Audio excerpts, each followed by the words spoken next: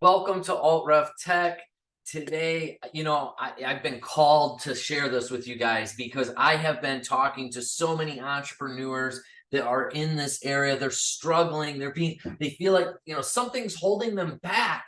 They can't figure out what it is. They have these ideas and these visions and these things that they want to do, this impact that they want to make, this thing they want to see come into fruition, and they have such a passion for this, but there's something holding them back, something that's keeping them from saying yes to going all in. And so I wanted to share a little bit of some things that we can do to give us the confidence and kind of build up that resilience around those negative internal voices that want to tell us to stop, to tell us that we can't do it, or that it's going to be a bad idea, or it's going to fail. All of these fears that we have when we try something new come up. They try to protect us, right? Back in the day, there's animals out there that are going to kill us when we venture off into the unknown. So the idea was to keep us safe. These voices in the back of our mind were meant to keep us safe, but that safety's an illusion, and there's no need for that anymore. So we've got to learn how to shut those voices down and choose into the vision that we see, the possibility that we have, that we know that's available to us if we just break through that thing that's holding us back. So how often do you have an idea, or you're hit with some inspiration, and you go out and you're like, oh, I got this idea, I'm inspired, I got to share this with somebody, and the first person that you share it with just find some way to pick it apart, to shit on all over your idea, or this like thing that you were passionate about. And it's like, why you got to do that? Why? I don't want to like share it with anybody now. Like, I'm feeling foolish for even thinking it. Right? We can not only do we have to overcome those internal voices, but now we've got some external voices that are talking down to us as well. These are the people that I refer to as the crabs in the bucket. They see you trying to reach for something, pulling yourself out of that bucket, and they just want to grab hold of you and get you back down at their level. You're trying something new, something different, something that is unknown, and they have that same fear talking in the back of their head that has them grab a hold of you and pulling you back.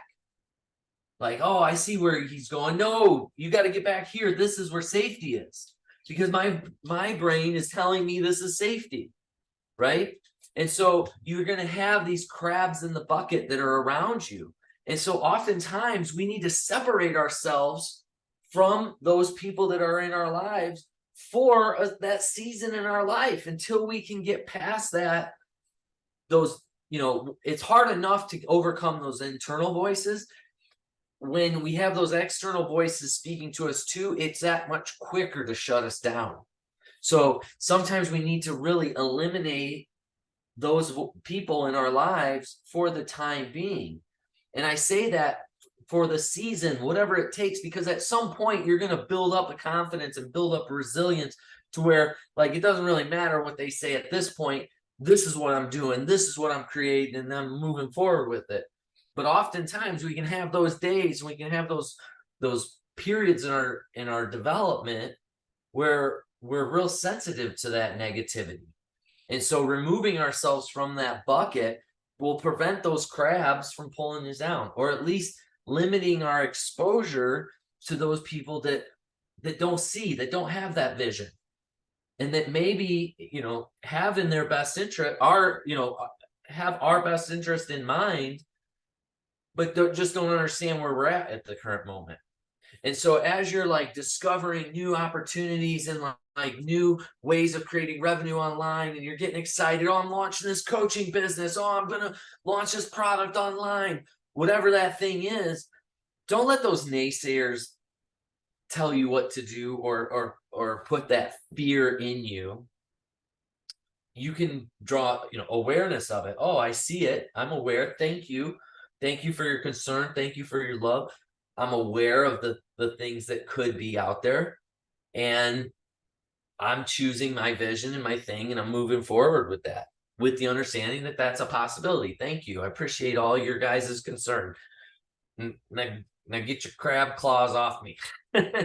Right? No more pulling me down. I'm going forward. I got a vision, and it's difficult enough to break through those our own mental barriers, our own fears of failure, because I don't want to plant my flag as something, have it fail, and then have to the whole world looking at me, watching me fail.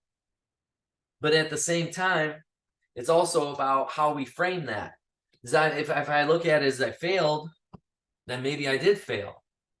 But if I can look at it as like there's some value that I took away from this experience, I learned something, I went and I tried something new, and maybe I launched that coaching business, right? And I'm just saying that because it seems like a popular one right now.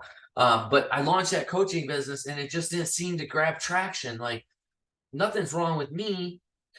There's just something in the market, something in the thing, out there that's not connecting with that for you. But that's okay. Just keep moving forward with that vision, keep trying, and at some point things are going to click in the way that they need to. And you're going to fall into, I talked about this in another video, but there's going to be opportunities that come along that we may not have seen when we initially started down the path. When I first started podcasting, there was no like sponsorship and things like that. It didn't really exist. We were in the forefront of that. We were trying to get the, like, hey, look, we got 20,000 people listening to this thing. That's worth some money. And people are like, yeah, but are they really listening to it? Like, we're apprehensive. And then now they're, oh, you got 20,000? Well, we're going to advertise on your channel, right? So podcasting, it used to be real limited, and now you've got these podcasters making a lot of really good money, not necessarily from their views, but through their commercial, the advertising spots that they're able to sell. So at any rate, really cool opportunities out there. Surround yourself with people that are like-minded. I joined Toastmasters because I wanted to improve my public speaking. That put me in a room with people wanting to work on public speaking. How better to work on public speaking than to be surrounded by people also looking to improve on their public speaking. So just think about that in your life as you're trying something new, you're creating a new business and stuff. Surround yourself with people in that place. Go to small business networking meetings and things like that. Meet up with other entrepreneurs. Go get regular coffees and schedule sit downs with other entrepreneurs and people that are maybe even in the industry that you're in, to rub elbows to see how they're doing, what their focus is and things like that. But also other entrepreneurs in other industries people that you can relate to, that you can create like communion with, like community with. So that's what I wanted to share with you guys. Don't let those negative internal voices don't hold you back. Don't let the crabs in the bucket pull you back. Surround yourself with like-minded people. Go out there and make your dream a reality, because you know what? You're worth it, and so is your dream.